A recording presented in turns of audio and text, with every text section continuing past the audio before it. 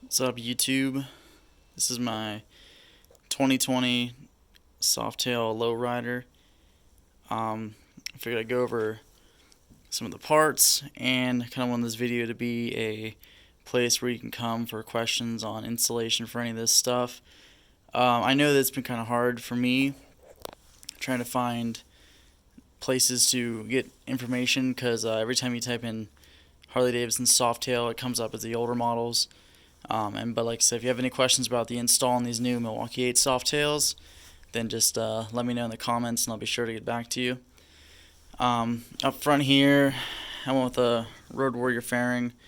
I just thought it looked the best, and I wanted to, and I've heard good things about it. So it's I do have a 15-inch windshield coming, but everything's been all slow because of the COVID breakout.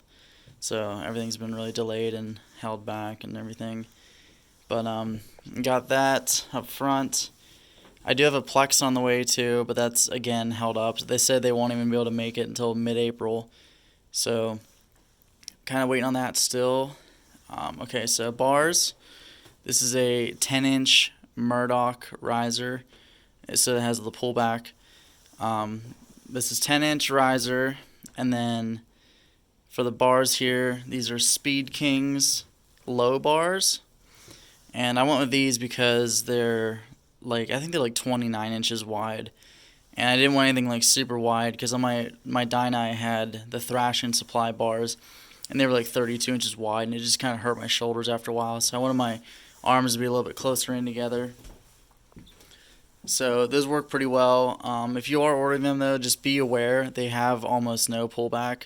So there's about an inch of pullback in the bars. So kind of take that into consideration. It is almost completely straight.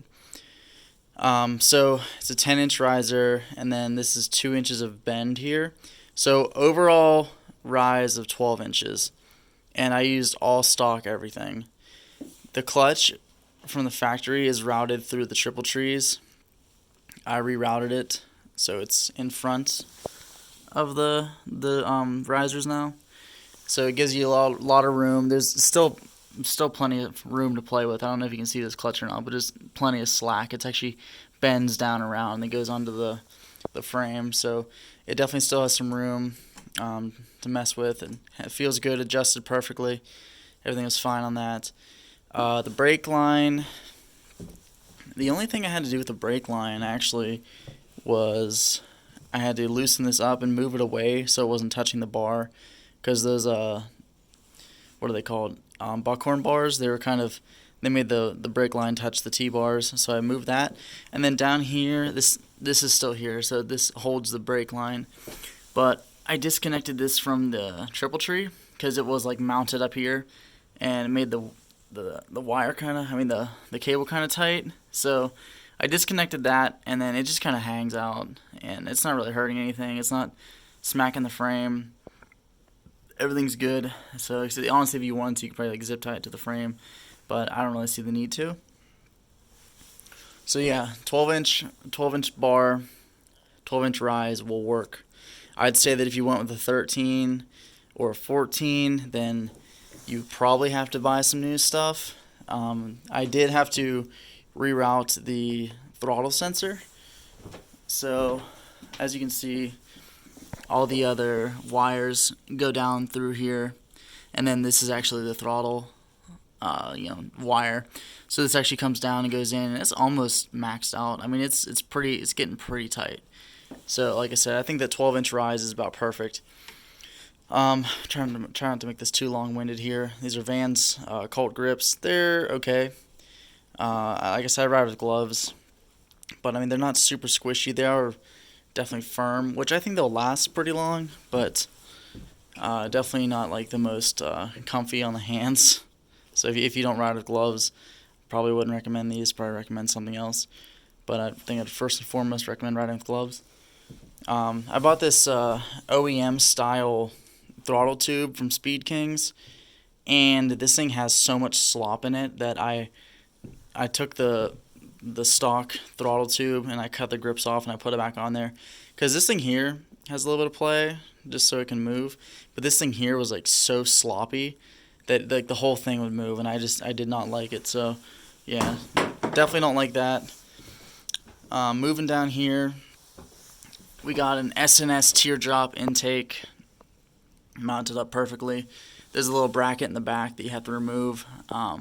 So that all came together really nice. I tightened everything down. I didn't tighten anything down to spec because I don't have a torque wrench. But everything's good, nothing's leaking, and it's been pretty good so far. I like the profile of it too on the bike. TBR pipe sounds really good. Definitely saved some weight. Those mufflers that came on the stock bike were pretty heavy, and this definitely saved some weight. Actually, there's this huge like aluminum bracket back here too for the passenger pegs. You completely delete that and take that off, then you actually mount the pegs up higher. So they were mounted down there, and they mount them right up here, and then you do the same on the other side. So yeah, that's that. But be careful when you change these, because there's a little BB in here with that's like spring loaded to snap the foot peg into place. And that thing shot out, and I could not find it, so I had to use a Red Ryder BB. But it worked. So I mean, fuck it. Leaving the stock seat, that thing's awesome. This is a drag special. No. It's custom dynamics laydown plate. Looks a lot better than stock. Like so, you do have to bend the license plate just a little bit, but the whole thing is made out of nice metal. Pretty sturdy feeling. That mounts up pretty much no problem. What else? I think that's really about it. I got this phone mount here. It's called the Tech Gripper or something. I don't know, but that works pretty well.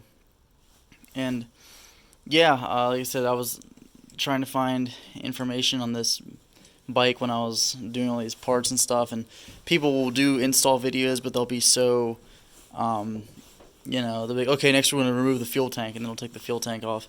But if you have any questions about the install or anything, just let me know. I'll get back to you as soon as possible. So, thanks for watching, guys. Do another profile of the bike here.